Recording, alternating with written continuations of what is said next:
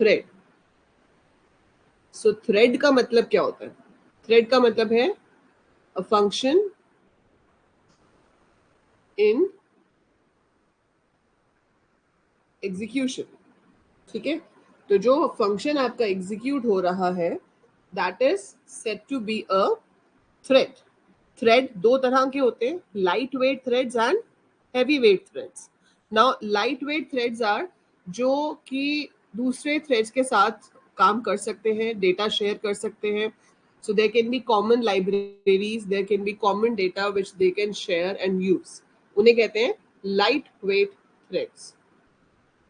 सो light weight threads नाम से पता चल रहा है requires less resources and can share resources. ठीक है, और ये क्या है मेरे हैवी वेट थ्रेड्स। इनको क्या होता है, दे रिक्वायर मोर रिसोर्सेस और इनको अपने अपने चाहिए होते हैं, ये दूसरे के साथ शेयर भी नहीं करते। ठीक है, बट जैसा भी थ्रेड हो we get a term called multi threading. So multi threading का मतलब है एक टाइम पर एक से ज्यादा फंक्शंस का साइमल्टेनियसली एग्जीक्यूट होना। ठीक है, so this means executing more than one thread. So executing more than one thread simultaneously.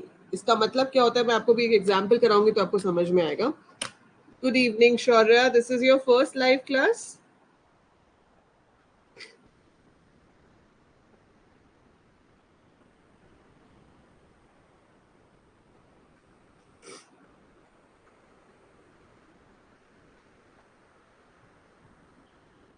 Good evening विशिष्ट, अच्छा कर ली थी आपने।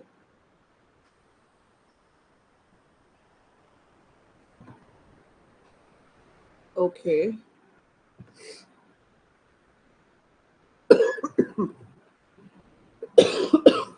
अब देखो यहाँ पर हम एक जावा का बेसिक सा प्रोग्राम बनाते हैं।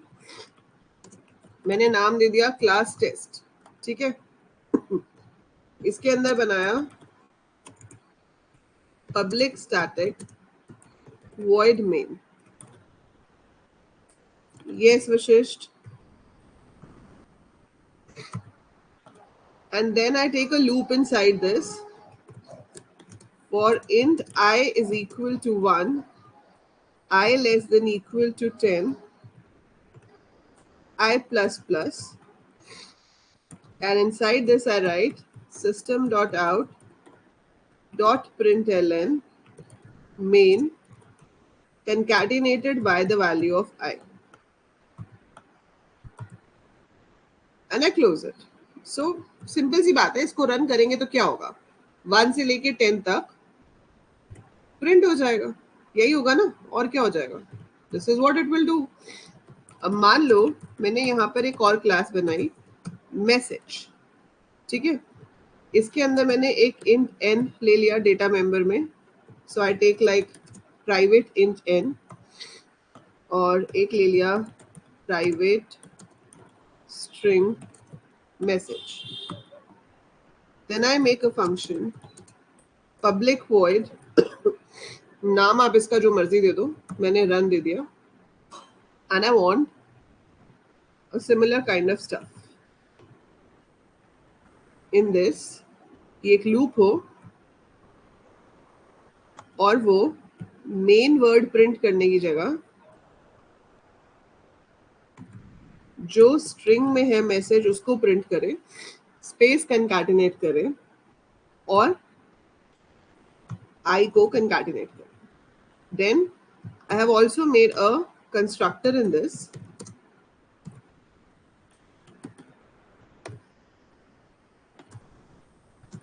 जिसके अंदर मैंने दो पैरामीटर्स रिसीव किए हैं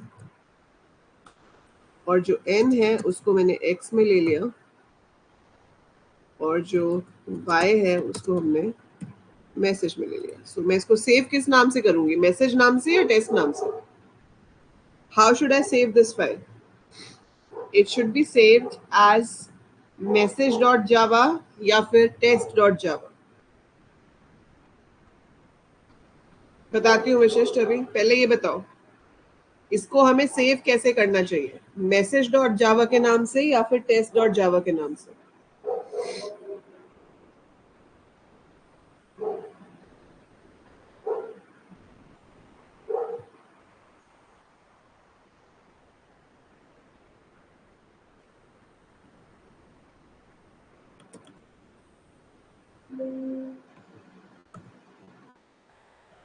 test.java.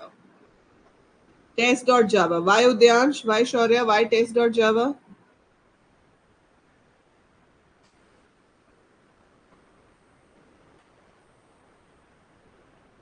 मम्मी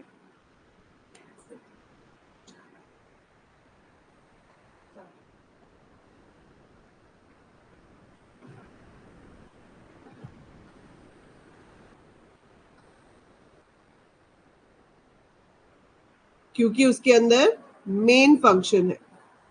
तो जिसके अंदर मेन फंक्शन होता है उसी नाम से हम फाइल को सेव करते हैं.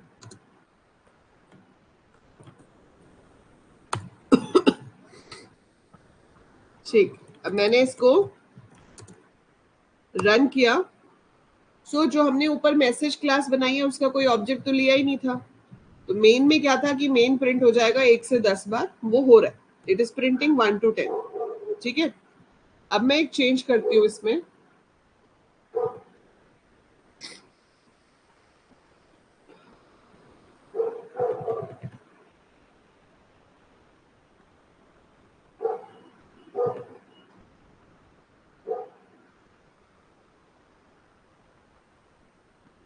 अब मैं इसका ऑब्जेक्ट बनाती हूँ यहां पर.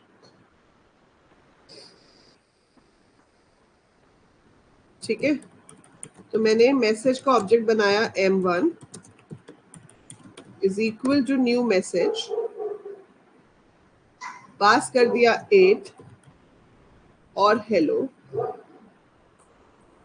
फिर एक और बनाया इसका ऑब्जेक्ट मैंने, message m2 is equal to new message 12 comma by, let's say, and now I call m1 dot run.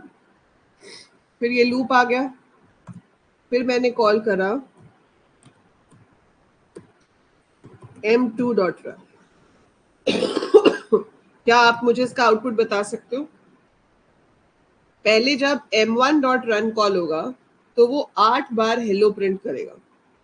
Hello 1, hello 2, hello 3, hello 4, hello 5, so on up to hello 8. फिर वापस आएगा, फिर से लूप शुरू होगा. तो वो main 1, main 2, main 3, main 4, main 10 तक प्रिंट करेगा. फिर m2 डॉट रन शुरू होगा तो वो किसको प्रिंट करेगा? Bye 1, bye 2, bye 3, so on up to bye 12. ऐसे ही होगा ना.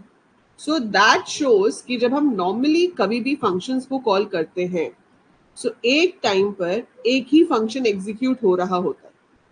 तो जब मेन ने इसको रन को कॉल किया m1 के लिए तो मेन खुद जहां पे था वो वहां पे रुक गया, है ना. सो जहां पे मेन खुद था उसकी एग्जीक्यूशन वहीं पे रुक गई, आगे कंटिन्यू ही नहीं हुई.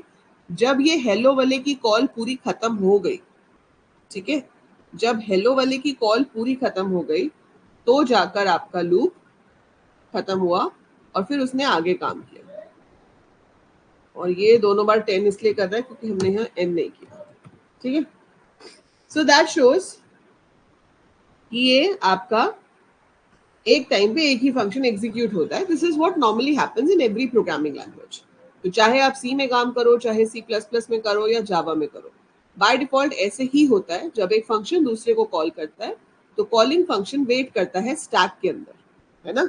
सो कॉलिंग फंक्शन जो होता है वो रुक जाता है, वो स्टैक में वेट करता है जिसको कॉल किया है, क्योंकि उसको इंटरप्ट हो गया, वो वहां पे इंटरप्ट हो गया. फिर वो क्या दूसरे फंक्शन पे उस फंक्शन को एग्जीक्यूट करेगा, फिर वापस वहीं आएगा जहां से कॉल किया होता है. This is how it works. ठीक है, अब आप इसमें थोड़ा सा चेंज करना चाहते हो आप इसमें थोड़ा सा चेंज, अभी मैंने विशेष इसमें कुछ कराया ही नहीं थ्रेड वाला, आप पहले सोच के डरो मत या कंफ्यूज मत हो, अभी तक तो हमने इसमें थ्रेड वाला कोई कंसेप्ट किया ही नहीं है। ये जो कोड है this is just normal class, इसमें मैंने थ्रेड वाला कोई कंसेप्ट आपको नहीं कराया है। मैंने यहाँ पर सिर्फ एक क्लास बनाई है मैसेज, जिसके अंदर एक इंटीजर और एक स्ट्रिंग है जो हमने इनिशियलाइज करा दिए। एक फंक्शन है रन, जब वो एग्जीक्यूट होगा तो वो उतनी बार मैसेज को प्रिंट करेगा जो भी n की वैल्यू है। अगर n की वैल्यू 8 है तो वो मैसेज को 8 टाइम्स प्रिंट करेगा, अगर n की वैल्यू 5 है तो वो मैसेज को 5 टाइम्स प्रिंट करेगा। So what ever is the value of n, उतनी बार आपका मैसेज जो है वो स्क्रीन पे प्रिंट हो रहा है। ठीक है, दैट इज इट। इतना सी चीज मैंने बनाई है, ये क्लास मैंने बनाई है। फिर उसके बाद मैंने मेन बनाया, मेन में मैंने इस क्लास के दो ऑब्जेक्ट्स ले लिए, एक m1 एक m2। पहले मैंने m1 के रन को कॉल किया, दैट मीन्स इसके अंदर से ये रन फंक्शन कॉल होगा। जो मैसेज मैंने आपका भेजा है, पहले क्या मैसेज भेजा है, हेलो, तो 8 बार हेलो प्रिंट हो जाएगा। ये लाइन यहीं पे वो अटका रहेगा, ये अगली लाइन पे नहीं जाएगा जब तक ये कॉल खत्म नहीं हो जाती। जब ये कॉल खत्म होगी तो ये फॉर लूप शुरू होगा, ये फॉर लूप शुरू होगा तो जब तक ये फॉर लूप खत्म नहीं हो जाता वो इस कॉल पे नहीं जाएगा। ठीक है, फिर वो इस कॉल पे जाएगा, इसके खत्म होने के बाद आपका मेन खत्म होगा। That is how normally programs execute, ऐसे ही तो होता है नॉर्मली, है ना। इसको कंपाइल किया मैंने, रन किया, देखो दूसरा फंक्शन रन करते हैं तो आपके पास 12 बार बाय प्रिंट हुआ, 8 बार हेलो, 10 बार मेन। हाँ, सीक्वेंस में करेगा। So by default it is always sequence only. ठीक है, पर हम चाहते हैं कि सीक्वेंस ना हो, हम चाहते हैं एज अ प्रोग्रामर कि सीक्वेंस ना हो। तो आप क्या करोगे, तो आप यहां लिखोगे एक्सटेंड्स थ्रेड।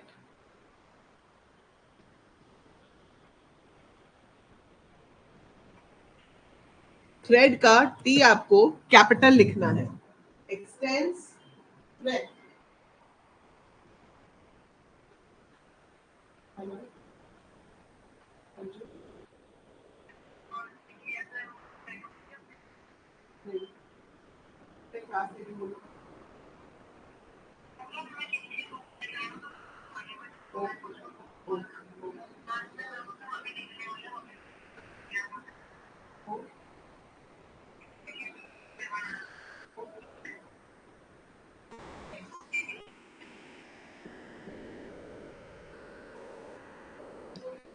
हाँ जी, सो हम यहाँ पर क्या करेंगे, x tends thread. So class message x tends thread.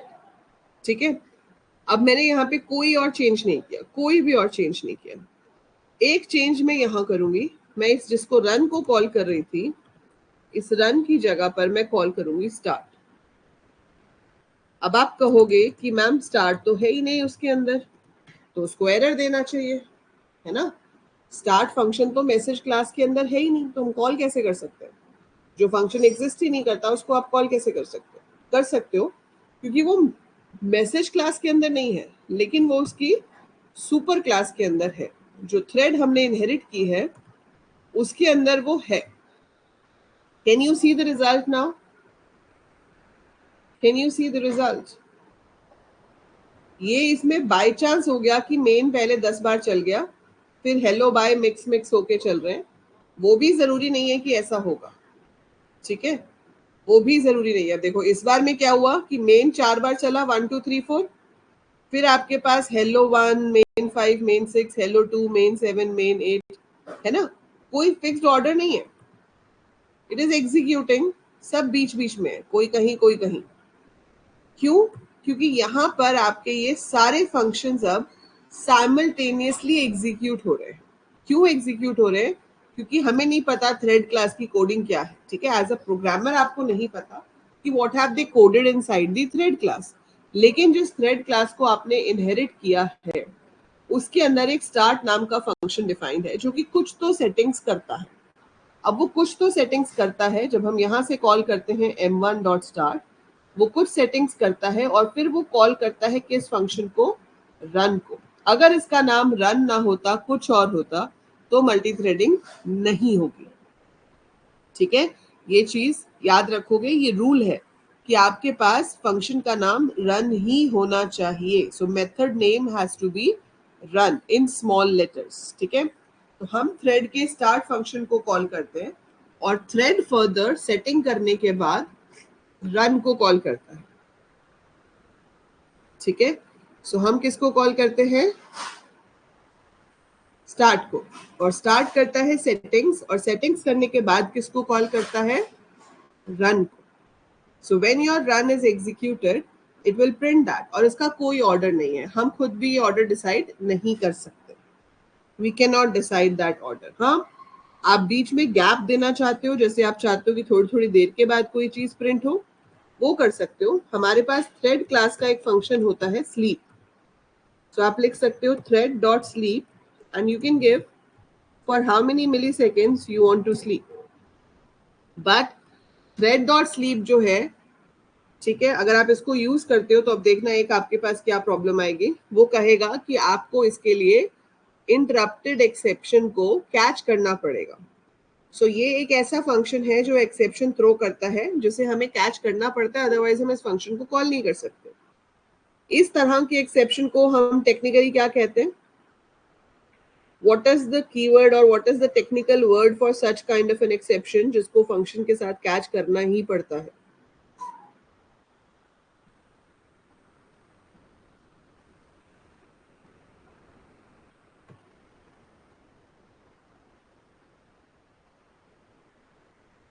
Very good, Vishisht. So this is called checked exception. ठीक है, so ये क्या हो गई आपकी checked exception। मैंने ये पूरा ट्राई के अंदर डाल दिया, और फिर यहाँ कैच में मैं इंटरप्टेड एक्सेप्शन भी लिख सकती हूँ, या मैं सिर्फ एक्सेप्शन भी लिख सकती हूँ कि कोई भी रन टाइम एरर हो तो वो इस कैच में आ जाएगा। सेव किया, गुड इवनिंग गौरव। अब मैंने इसको कंपाइल किया और रन किया।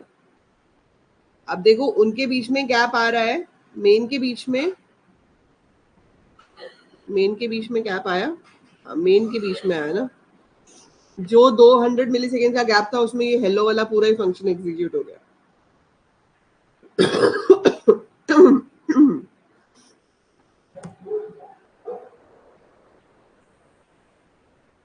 So it could be any combination like that. ठीक है, आप चाहो तो थ्रेड डॉट स्लीप यहां भी लगा सकते हो।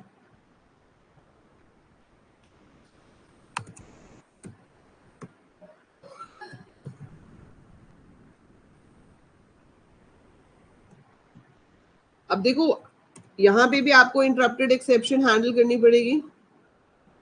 हाँ, सिंगल आइटरेशन के बाद। तो हमने नीचे तो लगाया ही हुआ है, तो हम यहाँ पे क्या लिख देंगे? Throws what?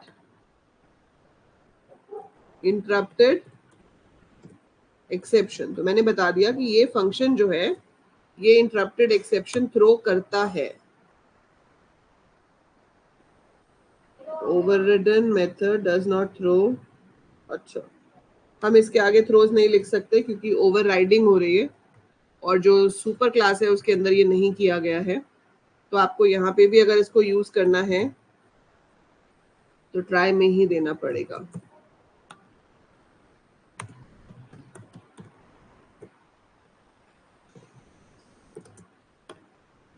अगर कोई और फंक्शन होता तो हम कर सकते थे, but since it is overridden function, interrupted exception नहीं बनी हुई है ना, हम थोड़ी बना रहे हैं। यूजर डिफाइंड एक्सेप्शन तो तब होती है जब आप एक्सेप्शन क्लास को इनहेरिट करके खुद से एक्सेप्शन क्रिएट करते हो। जब आप एक्सेप्शन क्लास इनहेरिट करके खुद से बनाओगे तब आपकी वो यूजर डिफाइंड एक्सेप्शन होगी। अब देखो सारा मिक्स्ड आ रहा है, बाय रह गया था आखिर में, वो अलग से आ रहा है। वो भी इसलिए क्योंकि मैंने उसको कॉल एंड में किया हुआ था। गौरव, हमने अभी ये किया है कि आप नॉर्मली जब एक प्रोग्राम करते हो, right, and when you call the functions, तो क्या होता है कि जब एक फंक्शन दूसरे फंक्शन को कॉल करता है तो उसकी खुद की एग्जीक्यूशन वहीं पे रुक जाती है ना। So when a function calls another function, उसकी खुद की एग्जीक्यूशन वहीं पे रुक जाती है। जिस फंक्शन को उसने कॉल किया है वो फंक्शन एग्जीक्यूट होता है, और उसके बाद वो अपना खुद का काम रिज्यूम करता है। This is what normally happens in the traditional framework. अब इस चीज से हटके जो चीज है वो है मल्टी थ्रेडिंग, या जिसे हम कनकरेंसी भी कहते हैं। क्या कहते हैं इसको हम? Concurrency. So you call it multi threading और कनकरेंसी। सो मल्टी थ्रेडिंग का मतलब है एक टाइम पे एक से ज्यादा फंक्शंस का एक साथ एग्जीक्यूट होना। ठीक है? So at the same time more than one functions are executing simultaneously. तो जब आपके एक से ज्यादा फंक्शंस एक साथ एग्जीक्यूट हो रहे हैं उसे मल्टी थ्रेडिंग कहा जाता है। ठीक है? सो अब यहाँ पर क्या हो रहा है कि हमारे दो ऑब्जेक्ट्स के फंक्शन कॉल हुए हैं, एक में हेलो प्रिंट हो रहा था, एक में बाय, और मेन के अंदर हम मेन प्रिंट कर रहे थे। तो देखो सबका मिक्स्ड रिजल्ट आ रहा है।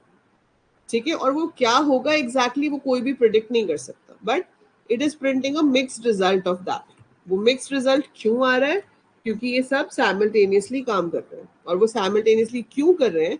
क्योंकि जिस क्लास के फंक्शन को आप साइमल्टेनियसली चलाना चाहते हो उसमें आपने इनहेरिट किया है थ्रेड क्लास को। तो क्या किया मैंने? Class message x tends thread. ठीक है? तो आपको कुछ नहीं करना। अगर आप कोई भी काम चाहते हो जो अलग से चलता रहे बैकग्राउंड में, तो आपको उस क्लास के अंदर थ्रेड क्लास को इनहेरिट करना है। ठीक है? So you will inherit thread class in that. और उसके बाद उसमें ये फंक्शन जो है रन, सो आपके पास एक रन नाम का फंक्शन, हाँ थ्रेड एक क्लास है जिसको आपको इनहेरिट करना है, और रन नाम का मेथड है जो आपको उसके अंदर बनाना है। सो जो भी कोड आप रन नाम के मेथड में लिखोगे वो साइमल्टेनियसली एग्जीक्यूट होने के केपेबल होगा। ठीक है? So whatever I right in run वो आपका साइमल्टेनियसली एग्जीक्यूट हो सकता है। तो ये जो क्लास मैंने बनाई है मैसेज, इसमें हमने सिर्फ एक इंटीजर और एक स्ट्रिंग लिया है। ये फंक्शन क्या कर रहा है? उस स्ट्रिंग को n number of times print करा रहा है, बस। फिर ये आपकी टेस्ट क्लास है जिसके अंदर हमने मैसेज क्लास के दो ऑब्जेक्ट्स बनाए, एंड जब आपको उनको कॉल करना है तो आप रन फंक्शन को डायरेक्टली कॉल नहीं करोगे, आप कॉल करोगे स्टार्ट को। सो आप स्टार्ट को कॉल करोगे, वो ऑटोमेटिकली रन को कॉल करेगा। ठीक है? थ्रेड होता है any function in execution. So operating system की लैंग्वेज में अगर हम बात करें तो प्रोसेस होता है एक। प्रोसेस क्या होता है? Any program under execution is a process, है ना? So any program under execution is a process, and उसके अंदर जो फंक्शंस होते हैं प्रोग्राम के, तो जब वो सिंगल सिंगल फंक्शन या सिंगल सिंगल मॉड्यूल्स एग्जीक्यूट हो रहे होते हैं उनको हम थ्रेड कहते हैं। So a thread basically means any function under execution. सो कोई भी फंक्शन जो एग्जीक्यूट हो रहा है वो थ्रेड है। ठीक है? एक टाइम पे नॉर्मली एक ही थ्रेड काम करता है। जब दूसरे को एग्जीक्यूट होना होता है तो वो उसको इंटरप्ट देता है, उसको रोक देता है, अपना काम कराता है, फिर वापस हम पहले वाले पे चले जाते हैं। That is how it works normally. But with the help of multi-threading in Java, we can make it possible कि मेन जो अपना काम कर रहा है वो करता रहे और आप बैकग्राउंड में पीछे कोई और काम कर सकते हो। ऑब्वियसली ऐसे जो हैजर्ड ये रिजल्ट आ रहा है इसका तो कोई फायदा नहीं है, बट आप ये कर सकते हो कि भाई बहुत सारा डेटा है जो मुझे सॉर्ट कराना है। So I have huge amount of data to be sorted, जिसमें यूजर इंटरवेंशन चाहिए ही नहीं, है ना? आपको बहुत सारा डेटा सॉर्ट कराना है और उसमें आपको यूजर से कुछ नहीं लेना। You don't have to take anything from the user, और वो पीछे बैकग्राउंड में चलता रहे। तो हम उसमें क्या कर सकते हैं? उस सॉर्ट वाली क्लास में थ्रेड क्लास को इनहेरिट कर सकते हैं और सॉर्टिंग का कोड किस में डाल देंगे? रन में। ठीक है? उसको स्टार्ट कर देंगे, अब वो सॉर्टिंग बैकग्राउंड में चलती रहेगी और मेन में आप जो आगे काम कर रहे हो वो अलग होता रहेगा। ठीक है? अगर ये मल्टी थ्रेडिंग का फीचर नहीं होता और मान लो कि मुझे 1000 रिकॉर्ड सॉर्ट करने होते और आप सॉर्ट फंक्शन को कॉल कर लेते हो, तो जब तक वो 1000 रिकॉर्ड सॉर्ट नहीं होंगे मेन अगली इंस्ट्रक्शन पे नहीं जा सकता। ऐसे ही होता है ना? तो अगर आपने सॉर्ट फंक्शन को कॉल किया which is responsible to sort 1000 records, तो जब तक वो 1000 रिकॉर्ड्स को सॉर्ट करके वापस नहीं आएगा तब तक वो अगली स्टेटमेंट पे नहीं जा सकता है। वो अगली स्टेटमेंट पे तभी जा पाएगा जब 1000 सॉर्ट हो जाएंगे। लेकिन थ्रेड की हेल्प से ये पॉसिबल है कि आपने सॉर्टिंग का काम थ्रेड वाली क्लास में डाल दिया, तो अब मेन अपना काम करता रहेगा आगे और पीछे सॉर्टिंग चलती रहेगी। सो दिस इज पॉसिबल, इसलिए हम मल्टी थ्रेडिंग को यूज करते हैं। This is the purpose why we use multi threading. समझ आ रहा है सबको why we use multi threading? Is it clear to everyone why do we use multi threading?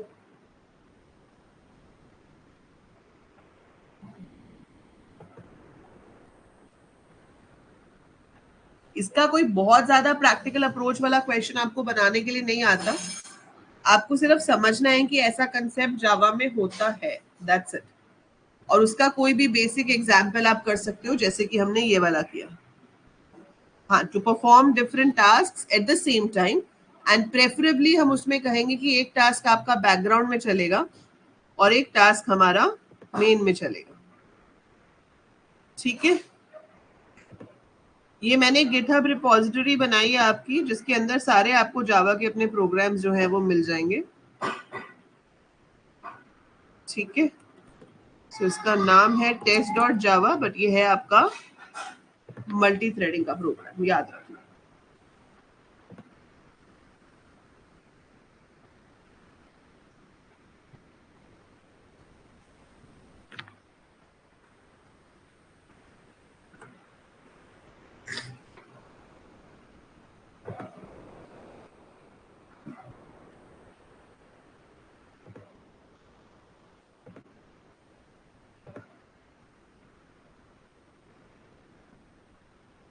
Thread dot sleep लिखेंगे विशिष्ट। स्लीप एक स्टैटिक फंक्शन है, class के नाम के साथ कॉल होता है। Sleep is a static function, can be called directly using name of the class. तो क्लास का नाम डॉट स्टार्ट लिख के आप एग्जीक्यूट कर सकते हो।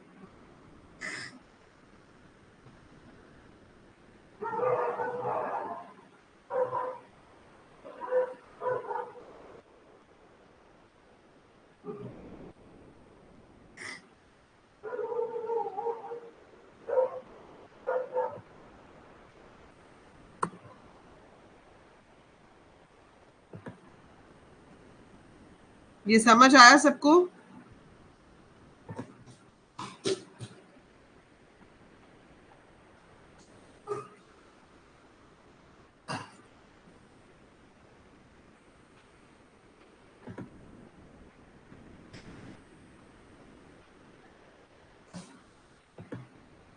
अब थ्रेड क्लास को यूज करने के दो तरीके होते हैं।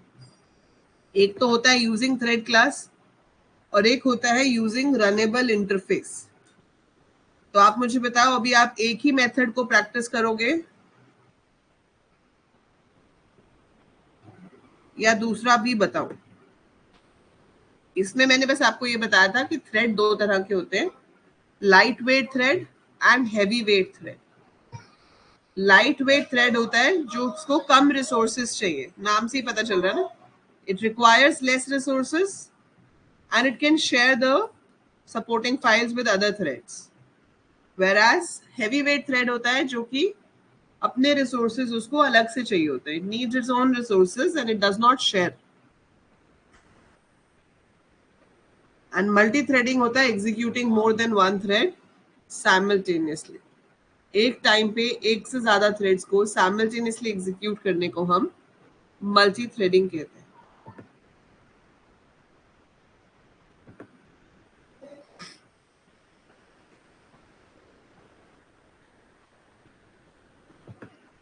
क्लियर है? अच्छा बताओ, कौन से टाइप की इनहेरिटेंस है जो जावा में सपोर्टेड नहीं होती? Which type of inheritance is not supported in Java?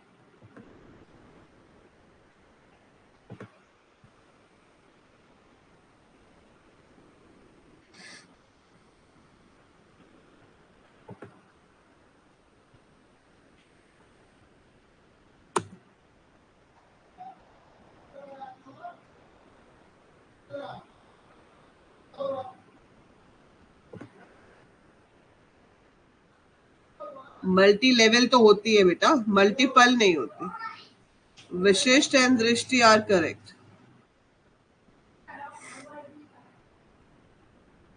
Multi level तो होती है, आप ए को बी में इनहेरिट करो, बी को सी में, हमने किया भी था।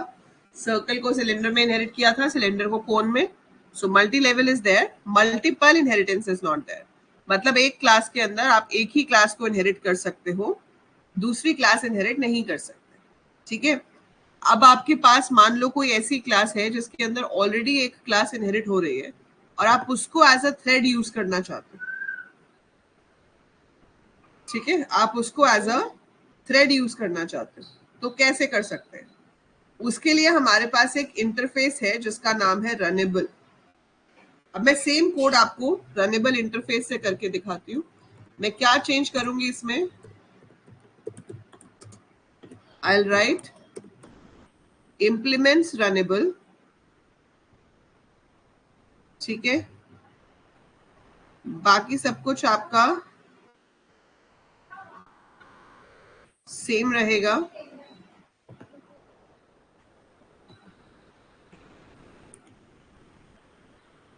इसके अंदर आप थ्रेड का एक ऑब्जेक्ट ले लोगे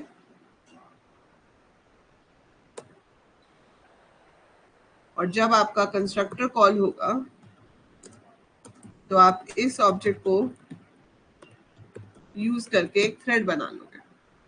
सो आपने ऊपर क्या किया? इम्प्लीमेंट्स रनेबल, थ्रेड का एक ऑब्जेक्ट ले लिया टी, या जो भी नाम आप देना चाहते हो. T is equal to new thread, bracket में दिस पॉइंटर, मतलब ये जो मैसेज क्लास है इसके ऑब्जेक्ट का एड्रेस भेज दिया. ठीक है, so we have send that. और फिर आपका बाकी का कोड सब सेम रहेगा.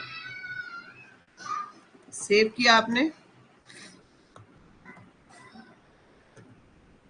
कमांड प्रॉम्प्ट पे गए, जावा सी टेस्ट डॉट जावा किया. लेकिन अब क्या हुआ?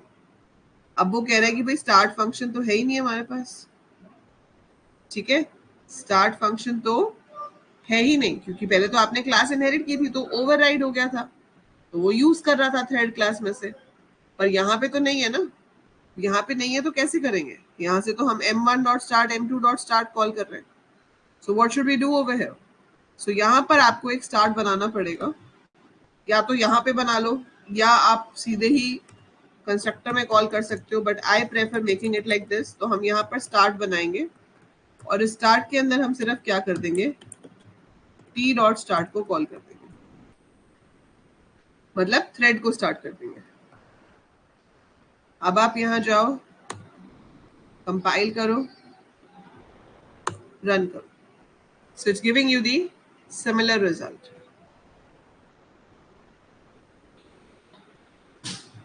हाँ जी, so through interface we can achieve this.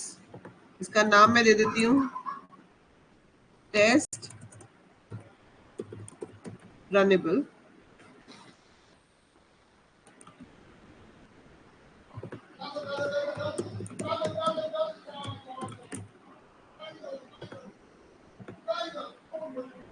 Save it.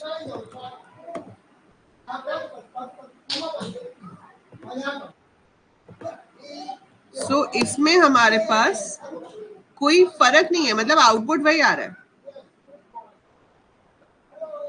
नहीं, अगर आपके पास मल्टीपल इनहेरिटेंस है तो आप ये वाला तरीका यूज करो. मतलब अगर आपको जिस क्लास को थ्रेड बनाना है उसमें आप ऑलरेडी किसी और क्लास को इनहेरिट कर रहे हो, जैसे यहाँ तो हम नहीं कर रहे थे मैसेज में, तो हम सीधा एक्सटेंड थ्रेड भी कर सकते थे.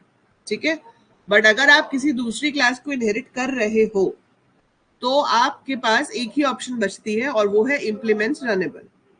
सो हमने सबसे पहले क्या चेंज किया? क्लास मैसेज में इम्प्लीमेंट्स रनेबल कर देंगे instead of extending thread. So thread inherit नहीं करेंगे, रनेबल को इम्प्लीमेंट करेंगे. और इसके अंदर आपको एक थ्रेड क्लास का ऑब्जेक्ट लेना पड़ेगा, जैसे कि मैंने यहाँ लिया है थ्रेड टी. और फिर क्या हो जाएगा? T is equal to new thread this. ठीक है, सो ये दिस क्यों भेजा? बिकॉज हम करंट ऑब्जेक्ट के लिए थ्रेड क्रिएट कर रहे हैं. So this pointer always has the address of the current object. जैसे जब m1 कॉल हो क्रिएट हो रहा है तो दिस में किसका एड्रेस आ रहा है? m1 का. जब m2 क्रिएट हो रहा है तो दिस में किसका एड्रेस आ रहा है? m2 का. तो वो उसके लिए थ्रेड बना देगा. ठीक है, थ्रेड बना दिया. अब जब यहां से कॉल हुआ m1 डॉट स्टार्ट, तो m1 डॉट स्टार्ट से वो यहाँ आया और इसने कॉल किया थ्रेड के स्टार्ट को, एंड वो इवेंचुअली अपने आप रन को कॉल कर लेगा। T का एड्रेस अलग होगा, M1 का एड्रेस अलग है। T is just part of M1। M1 के अंदर आपके पास तीन चीजें हो गई यहाँ पर। सो M1 has an integer n, a message, string and a thread. Similar way M2 में भी एक इंटीजर है, एक स्ट्रिंग है और एक थ्रेड है। So that is kind of an instance variable now for your class. So जितने ऑब्जेक्ट्स बनेंगे उतनी बार थ्रेड के ऑब्जेक्ट्स क्रिएट होंगे।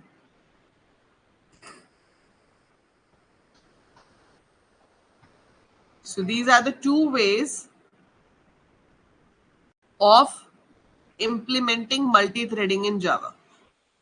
अभी इसमें theoretical part और भी है थोड़ा, वो मैं अभी नहीं बताऊंगी, we'll do it in the next class. But अभी आप इस part को समझो और इसको खुद से बना के देखो कि कैसे ये काम करता है. So we have topics like serialization and all. So we will be doing that. लेकिन पहले आपको ये समझना जरूरी है कि हम इसका कोड कैसे करते हैं. ठीक है. सो ज्यादातर तो यही क्वेश्चन आ जाता है कि थ्रेड होता क्या है, how do you implement thread. दो तरीके हैं, one is using thread class, that is inheriting thread class, and the second method is using the runnable interface. तो syntax I have explained you for both. ठीक है. कोई बहुत ज्यादा programmes की ऑप्शंस इसमें हमारी आती नहीं है, क्योंकि हमने सिर्फ देखना है ये मेथड की काम कैसे करता है. ठीक है. You don't have to go into very much detail of this. जब आप एडवांस जावा करते हो तब आप देखोगे आगे, जब आप सीरियलाइजेशंस में जाओगे then you will be using it. But for now you just should know कि मल्टी थ्रेडिंग जैसा कंसेप्ट जावा में होता है और उसको इम्प्लीमेंट करने के हमारे पास दो तरीके होते हैं, using the thread class, using runnable interface. समझ में आया ये चीज? Do you understand this concept?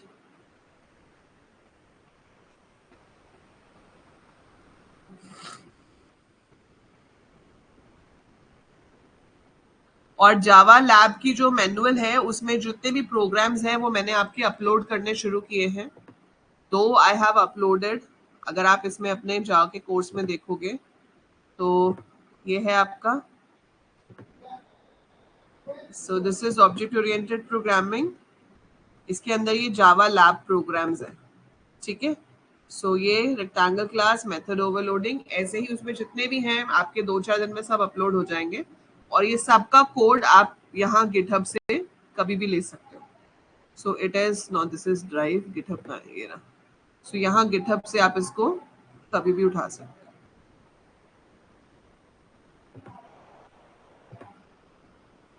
ठीक है. जैसे अभी कौन सी बनाई हमने, thread runnable,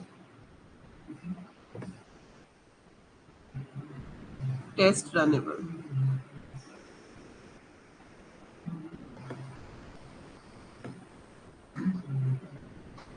So that is there. So you can open this repository.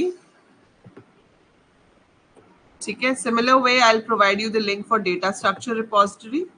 आप लोग अपनी अपनी रिपोजिटरीज भी बना के रखो गिटहब पे, ताकि जब आपको कभी आगे जाके इंटर्नशिप्स करनी होंगी, दिखाना होगा आपने क्या क्या सीखा है, तो सब आपकी रिपोजिटरी में होना चाहिए. So make your GitHub account, अगर अभी तक नहीं है बनाइए, और उस पर जो जो प्रोग्राम्स आप डेटा स्ट्रक्चर के कर रहे हो, जो जो प्रोग्राम्स आप जावा के सीख रहे हो, वो रिपोजिटरी में डालते रहो.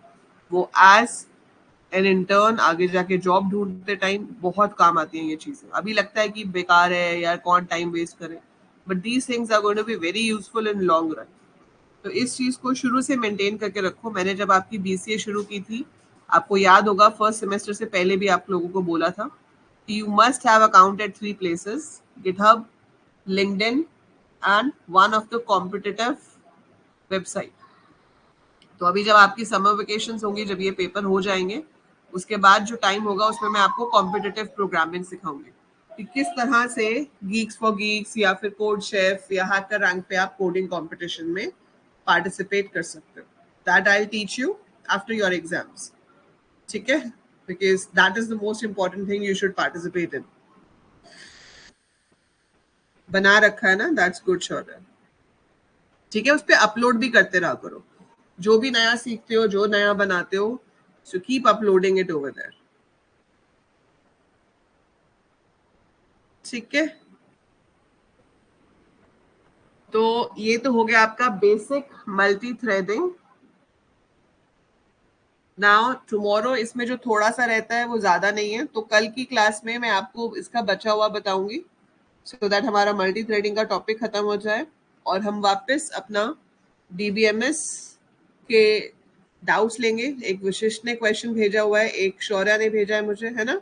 सो I have got one question from Shaurya for SQL, one question Vishisht has sent मी।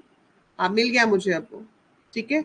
सो वो दो क्वेश्चन और बाकी के हैं आपके, जो वही बता रही हूँ बेटा, आपने मुझे क्वेश्चन भेजा हुआ है। So tomorrow we will solve those questions plus जो आपके लैब मैनुअल में और क्वेश्चंस हैं। तो आपको जो भी और कहीं से क्वेश्चन मिलता है which you think we should discuss in the class, just send it to me. Two questions I have got, one from Shaurya, one for Vishisht, one from Vishisht, ठीक है। तो जावा का हम मल्टी थ्रेडिंग खत्म कर देंगे, फिर उसके बाद जावा के लैब वाले प्रोग्राम्स भी हम क्लास में लाइव कर सकते हैं। But I think Java I should upload recorded, आप देखते रहना, जहां डाउट होगा वो पूछ लेना। डेटा स्ट्रक्चर हम लाइव करेंगे। पता नहीं बेटा, लेकिन बाद में आ गया था मेरे पास, मैंने उसको सेव कर लिया हुआ है, ठीक है।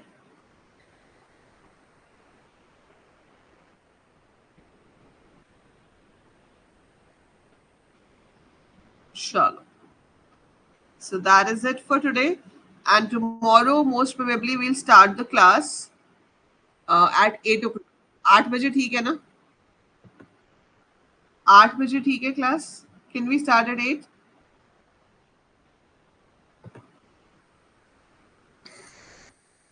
किसकी गौरव? आपकी जावा की ना, वो तो आफ्टरनून में करेंगे क्योंकि जो आपकी यूनिट 4 है वो इन लोगों के सिलेबस में नहीं है। हाँ, सेम 4 का जो जेडीबीसी है और जो आपका ग्राफिकल यूजर इंटरफेस है, that is not there in same 2 syllabus, तो वो मैं आप लोगों को आपके टाइम पे कराऊंगी 5:30 बजे।